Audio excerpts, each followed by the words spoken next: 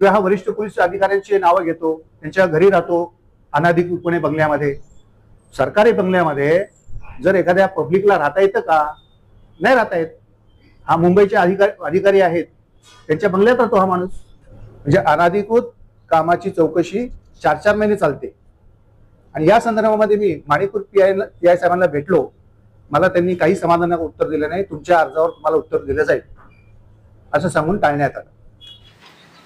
दोस्तों नमस्कार। दोस्तों वसई माणिकपुर पुलिस स्टेशन के अधिकारियों पर इस बार एक बड़ा आरोप एक पूर्व पुलिसकर्मी ने लगाया है। दरअसल वसई माणिकपुर पुलिस स्टेशन के बाहर की तरफ स्टेशन की तरफ के रोड पर एक चाय का कैंटीन है और उस चाय की कैंटीन वो जो बनाया गया वो पूरी तरह से अनधिकृत इलीगल तौर पर बनाया गया है, ऐसा आरोप